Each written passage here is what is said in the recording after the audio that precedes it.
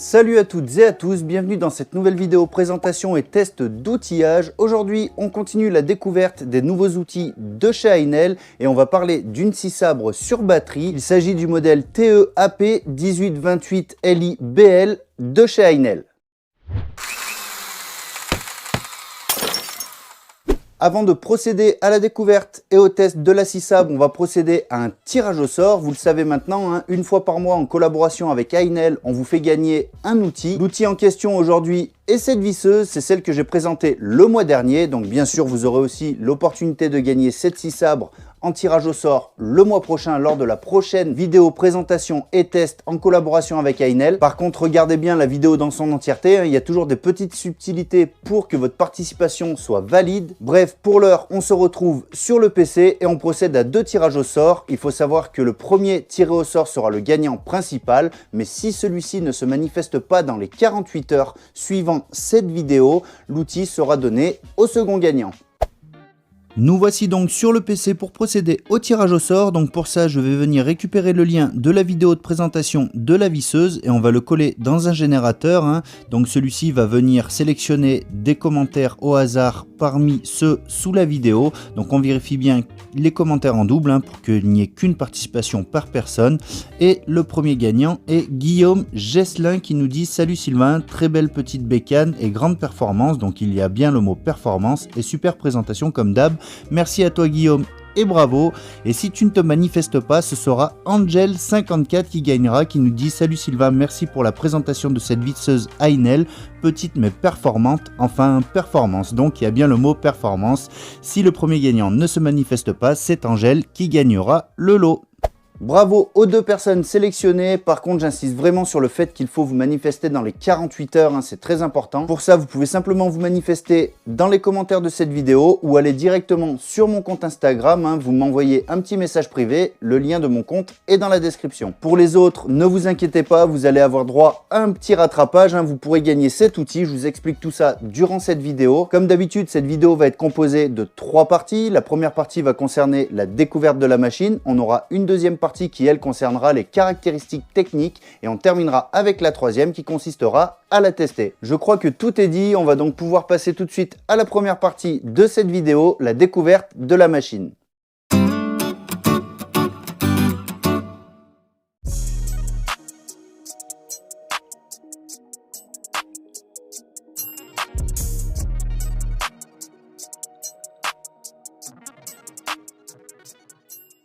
Pour commencer, sachez que cette machine vous sera livrée dans un emballage carton, sans batterie, hein. Ça c'est une volonté de Ainel de fournir des outils nus. Ainsi, il suffit d'acheter 1 ou 2 batteries de la gamme, hein, et ensuite vous achetez les outils nus, ce qui permet quand même de faire pas mal d'économies. Et celle-ci vous sera livrée avec une lame d'une longueur de 150 mm de marque KWB, ce qui vous permettra d'utiliser la machine des réceptions. Toute la structure d'habillage, hein, les carters sont en plastique, ils sont équipés de tampons anti-choc, hein, ce qui va limiter la casse en cas de chute. On va pouvoir sélectionner la position de la poignée avec la gâchette qui se trouve juste au-dessus.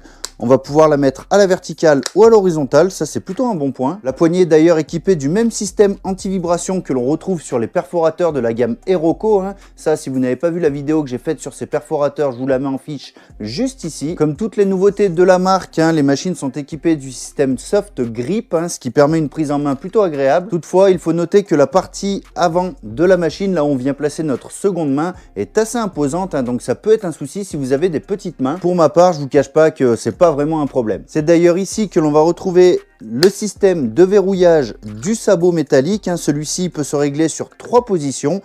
Et je pense que ça explique aussi donc le diamètre assez imposant de cette partie-là, hein. Le système prend forcément un peu de place, hein, mais à côté de ça, ça nous permet vraiment de régler notre sabot sans avoir besoin d'outils et ça, c'est franchement cool. Le changement de lame va lui aussi se faire sans outils, hein. Pour ça, il faudra simplement exercer une rotation sur cette partie-là et l'empreinte de la broche est de type standard. Pour finir, la mise en route de la machine se fait via cette gâchette qui est équipée d'une sécurité gauche-droite, hein, en fonction de si vous êtes gaucher ou normal. Ah, ça va, une petite blague de temps en temps, hein. Et dernier petit point pour finir, cette machine n'est pas équipée d'éclairage LED. Voilà ce qu'on peut dire au niveau de la découverte de la machine. On va pouvoir tout de suite passer à la deuxième partie, les caractéristiques techniques.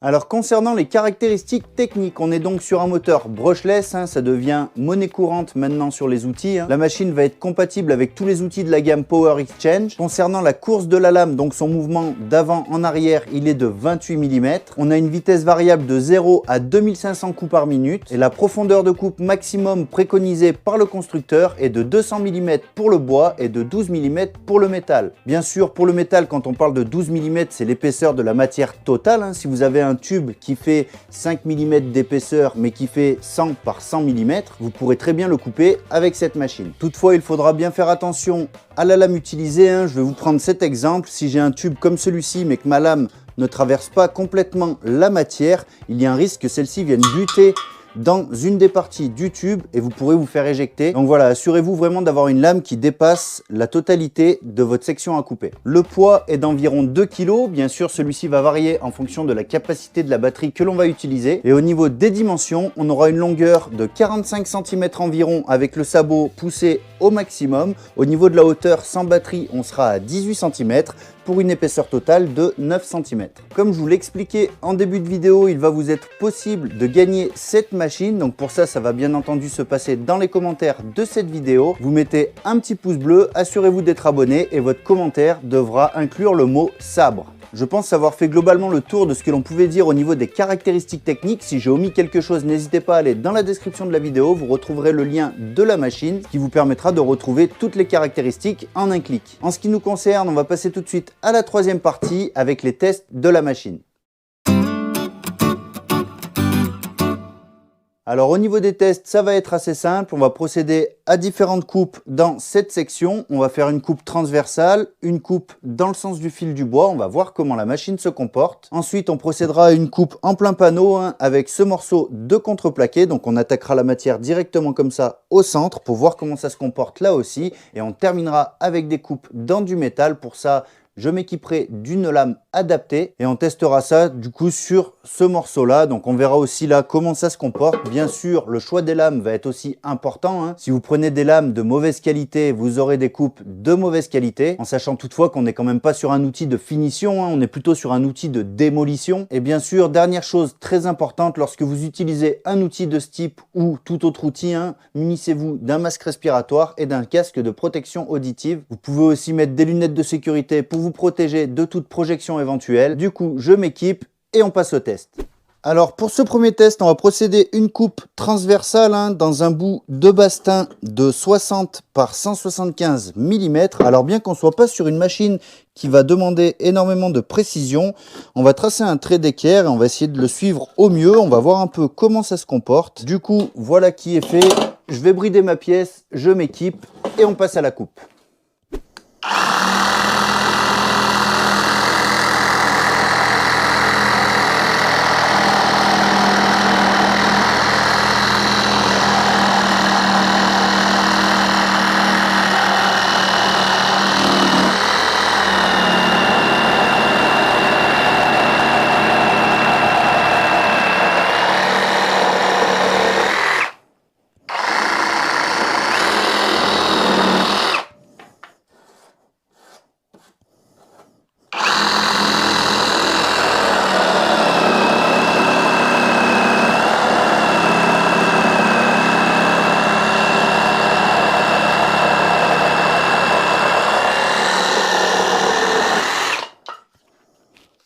Bon voilà pour ma première coupe. Honnêtement, j'ai réussi à suivre le trait plutôt correctement, même si avec la sciure qui se dégageait, le trait avait tendance à disparaître parfois. Donc voilà, j'y suis allé un peu au jaugé, mais ça s'est bien passé. Et pour la deuxième coupe, j'y suis allé franco, voir un peu comment ça se présentait lorsqu'on voulait une coupe un peu rapide. Ça va pas trop mal. On n'est pas sur les performances d'un modèle filaire, clairement. Mais en contrepartie, on a une machine qui offre plus de mobilité. Donc voilà, c'est un choix à faire. Ça, ce sera à vous de décider. Et là, on va continuer sur cette même section, mais cette fois dans une coupe dans le sens du fil. C'est parti.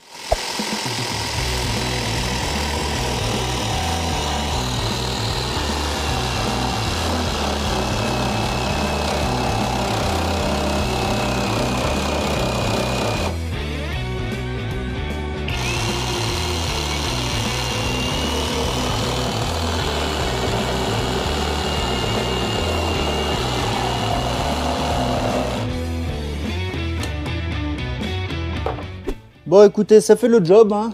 Donc là maintenant on va tout de suite passer à la coupe en plat panneau dans du contreplaqué.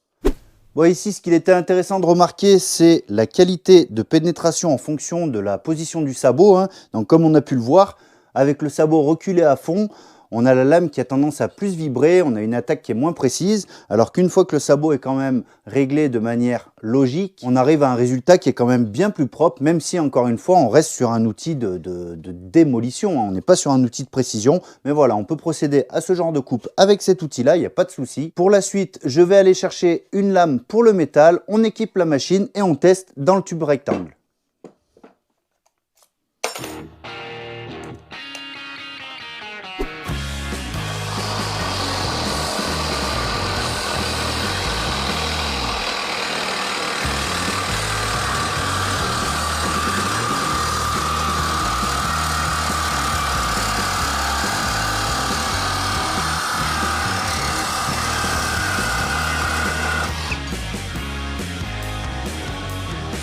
Voilà pour la première coupe dans du métal, donc franchement c'est plutôt propre. L'avantage c'est que du coup ça fait pas d'étincelles. Et là pour info on était sur une section de 80 par 40 pour une épaisseur de 2 mm. Là on va essayer dans un tube carré de 3 mm, du 20 par 20. Et on essaiera ensuite aussi sur un bout de cornière de 3 mm. Et on se reprend tout de suite après pour voir ce que ça donne.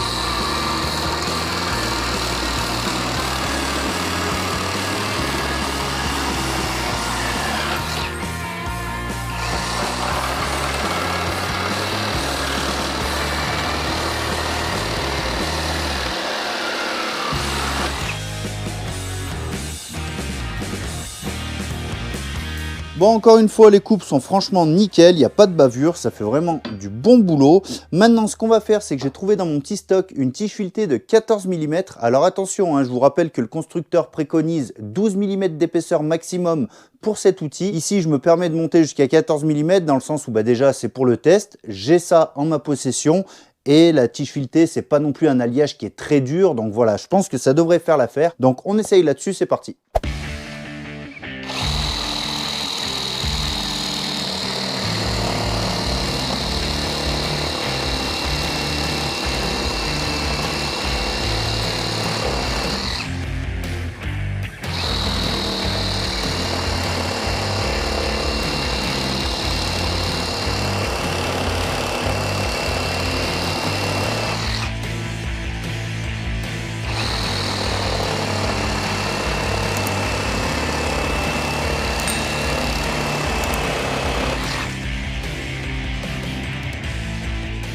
Du coup, outil fileté de 14 mm, il n'y a pas de problème non plus. Donc voilà, je pense que les tests sont assez parlants pour vous faire votre propre avis. On va donc pouvoir sans plus attendre passer à la conclusion. Alors que peut-on dire de cette machine suite aux différents tests? Eh bien déjà que le système anti-vibration fonctionne très bien, il joue bien son rôle. Je n'ai pas eu de sensation de fourmis dans les mains suite à mes différents tests. Je vous expliquais aussi précédemment que les modèles à batterie offraient de moins bonnes performances que les modèles filaires. Mais sans mentir, à l'utilisation, ça se ressent clairement pas. Hein. Du coup, c'est le genre d'outil qui sera vraiment adapté pour de la démolition, pour de la rénovation, hein, si vous voulez refaire des pièces, couper des anciennes conduites d'eau, des tuyaux de cuivre, des choses comme ça. Il sera aussi possible de débiter des petites sections de bois, hein, genre du bois de palette, même du petit bois de chauffage, du bois pour le barbecue. On arrive en pleine période là et ça peut être pas mal pour ça aussi. Les plus aventuriers d'entre vous pourront même l'utiliser pour aller construire des petites cabanes. Hein. On n'a pas de fil, donc ça offre vraiment une belle mobilité. Enfin voilà, pour moi, c'est vraiment un outil que j'apprécie. Bref, je pense que vous avez les éléments nécessaires pour vous faire encore une fois votre propre avis. N'hésitez pas à laisser un petit commentaire pour tenter votre chance pour gagner cet outil. En ce qui nous concerne, on se retrouve dans un mois sur cette chaîne pour tester un nouvel outil et procéder au tirage au sort de celui-ci. D'ici là, faites-vous plaisir, bricolez bien. Ciao!